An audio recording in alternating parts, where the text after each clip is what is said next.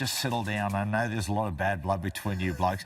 But, hey, Mitchell Moses goes down. Yeah, we're starting.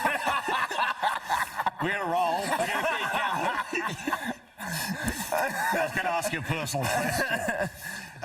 Mate, Mitch Moses, 3 months out, and, mate, someone, we're not going to give the person up, someone within the Parramatta realm reached out to you, give a phone call. Yeah. Oh, no, it wasn't him. No, it wasn't. So, what were the circumstances, Mitch? No, so literally I was just at home and I got a phone call from someone in and around that just to ask whether I would have been interested to come back and play. It was basically that, and I just expressed that I was retired, that I've sort of had 6 months off and transitioning into the next phase of my life. But I appreciated the respect, obviously. Question, was it an easy no? Yeah, it was an easy no. I was just a bit taken back, but to be honest, I hadn't said another thing after that. I kind of just let it go and didn't really tell anyone. And then, as it always does, Hoops reported on it, which was pretty accurate. But like I said, I hadn't really spoke to anyone after that phone call. I think I was worried about cooking my dinner straight after. Well, mate, let's pull bullshit and modesty aside for a second. I don't know. How do you think you would have went? And I know I'm preempting. You're going to go, oh, it's a quick. Like you've got a lot of experience, Mitch. How do you think you would have went? Oh, like someone asked me this on Monday when I do the podcast, and I said straight away, as a competitor, you want to say I'd go good. You'd like to think you'd go good. I had an opportunity to play after last year when I finished. We made the grand final and I was playing decent footy. I know Super League, the speed of the game's a lot slower. But I was still playing decent footy and the club were pushing for me to stay there, and I had a few opportunities. But just in my heart, I was ready for something new. So if I had committed, I reckon I still could have played okay footy. I reckon I would have been slower. And I just watch the game now and how quick and big everyone is. I just don't know if I'd keep up. But hang on a second. But then you got Adam Reynolds. You got Adam Reynolds, though. You know, and Reynolds in a team that is so much cut and thrust and speed, and he just gets out there and he just uses old-fashioned know-how. There's a lot of older halves doing very well. Well, that's the thing. To me, it was just the motivation to keep playing. I was a bit tired of everything and going through the whole pre-season again, and just my motivation started to go to other priorities. And you've got to be 100% committed, don't you, to play footy and do a pre-season. I was a bit worried when I came back to watch my first game. I went to the Roosters South game, first game. It was my first game back coming into Australia after watching it playing over in Super League, and I was interested to see what feelings would come up after not being involved playing for a while, and I didn't miss it. And to be honest, my admiration for players playing now went straight up. You see how big everyone is and strong, and you wonder how you kept up for so long. So I've lost that motivation. You can adapt. Like, look what Adam Reynolds has done, the way he's playing, but he's got some firepower in around him with Ezra Mam and Reece Walsh. But the other part to that Super League versus the NRL, right? You know, Piercy's best to comment on this because there's been young halves that haven't cracked it in the NRL. Yep. Blake Green, Jackson Hastings, Brodie Croft. Then they go over to the Super League and they arguably one of the best players in that comp for a period of time. And then they get their resurrection, they come back and have a decent career. What's the difference between an NRL ball player versus a Super League ball player? There's big differences over there. I think the top teams, so the style of footy, when you first go over there, you've got to adapt. The quality of players across the board around you aren't the same. So you obviously got, you might be playing in a team with the pack's not as good, so as a half, it's more difficult. You've got to come up with different ways to play.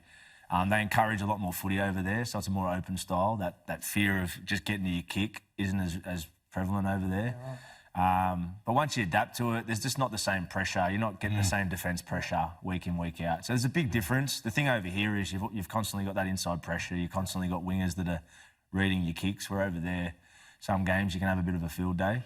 But the speed of the ruck's a lot slower. Like you play Wigan and St Helens, and the refs are borderline cheat sometimes over there. It's a bit hard to get any ruck speed. So you've got to just adapt. But I was in a good side. So if you're in a good team over there, it makes your footy a lot easier. And that's interesting. You said about the slower rucks, because when I was over there in the early 2000s, the rucks were so quick. I mean, I'm from the era where there was little wrestling. It was basically pile on and take your time getting off, and you're testing the referee's nerves.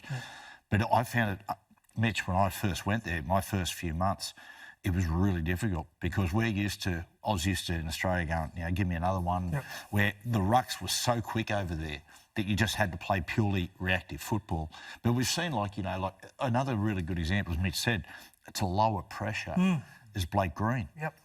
I played with Greenie after he did his stint at, I think it was Wigan, and then came back to Melbourne Storm. And he's a good example, along with those other guys I named, that if there is less pressure in the Super League, go find your freedom, go find your ability to get back into what makes a good ball player, find it at that level, and then if you feel confident enough, come back. Jack Cogger did the same. Schneider, he's just done it as well. Mate, and you've got Brodie Croft over there. Yep. You've got a Man of Steel award. Yeah, 100%. So then there is obviously, how Pizzi summed it up, there is this freedom of play that allows a half that struggled in the NRL to find his rhythm or whatever it is, and then come back. And then you can get the pressure of the inside pressure of the wingers jamming. So I can completely understand that. Mitch, I just want to talk about off the field for a second, and congratulations, because there has been a transformation, without a doubt. You're giving alcohol the flick. Talk about that a little bit later. But, mate, you're in the midst of doing Ramadan in support of your partner who is Muslim. But I've got to say, Mitch, since coming back, talking to you last week, and listening to you and Toddy Carney on the podcast, you're doing a podcast together. Mate, it's fantastic. Thanks, mate. And mate, even the way that you and Toddy explaining the game and stuff like that, it's really, really good. And you've gone away and came back. Was there anything about France when you went over there that, made you make this, forced you towards this transformation, particularly, giving away the alcohol? Yeah. What was it? So I'll put it down. I had two really solid mates there. Tyrone May, who went over with me at the time, who's a terrific guy. He's had a bit of a bad rap in and around Australia, but a highly intelligent guy and a leader for his age. So we became really good mates. And Michael McAlorum, a great English player, he's played for Wigan for a long time and had a really good career at Catalans, a guy I really looked up to and sort of followed. At a time in my life when I went there, he'd stopped drinking, Mickey. He's had a bit of a loose pass. He's a bit of a wild child, and he was a bit ahead of where I wanted to get to as a man. And it was, people come into your life and you sort of meet different people, and I sort of felt like it was meant to be, the whole experience. And when I met Mickey, he'd been sober for about 3 years and really headstrong, one of those guys you just want to follow. So he sort of, first year I was still drinking a little bit and still old patterns, and then Tyrone and Mickey stopped drinking, and to be honest, that was a big influence. It was obviously my own choice. I had a bit of a night in Sydney when I came back my first year, so when I stopped, and I just got all this shame. And my relationship with alcohol has always been up and down, and the way my personality is, it really threw me out of whack. And some people can have a beer and it doesn't affect them and be social. With me, life's been a roller coaster. So I just had this experience one night when I was drinking and just had all this shame, and I called two of my closest mates and then my sister actually, and I was just a bit emotional. So from that day on, I stopped drinking, but I put it down to the two boys I just mentioned because, you are who you're around a lot of the time. And to go overseas on my own, I got this brotherhood with those boys. We did a lot of travel together. We were sober. And, they opened me up to a lot of stuff around diet and health. And that was the start of my journey with it, yeah.